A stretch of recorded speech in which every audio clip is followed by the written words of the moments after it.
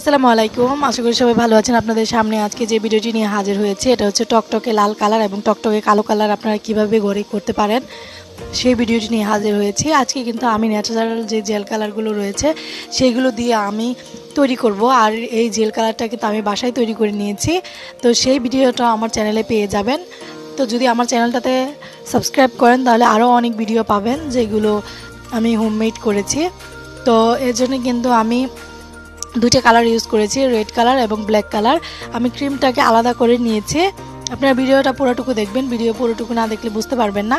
তো আমি এখানে ব্ল্যাক কালারটা সবার আগে আপনাদের দেখাচ্ছি। এটা ব্ল্যাক কালারটা আমি ভালোভাবে মিশিয়ে নিব। এটাকে বিট করবেন না, বিট করলে কিন্তু আপনার পারফেক্ট যে কালারটা সেটা হবে না।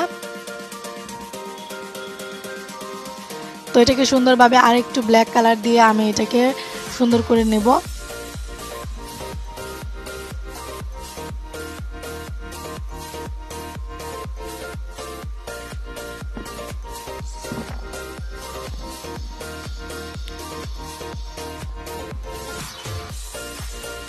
তো এই যে দেখুন তৈরি হয়ে গেছে।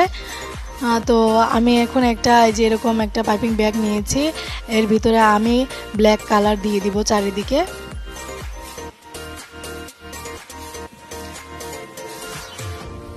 তো ব্ল্যাক কালারটা দিয়ে দেওয়ার পর আমি ওইখানে ক্রিম মিশিয়ে নিব। ক্রিম মেশানোর পর এটাকে আমি আধ ঘন্টার জন্য ফ্রিজে রেখে দেব।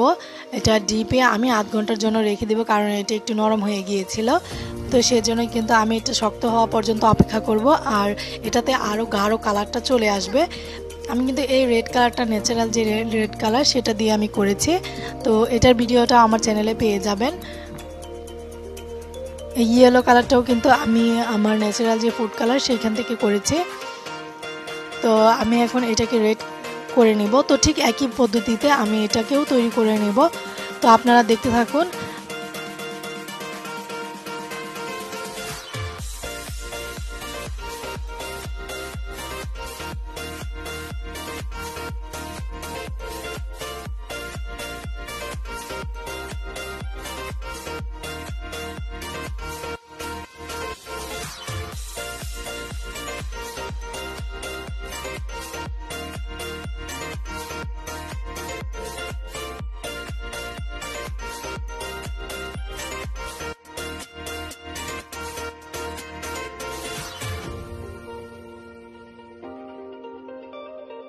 আধ ঘন্টা পর আমি চলে এসেছি। এই যে দেখতে পাচ্ছেন কত সুন্দর টকটকে একটা কালার হয়েছে।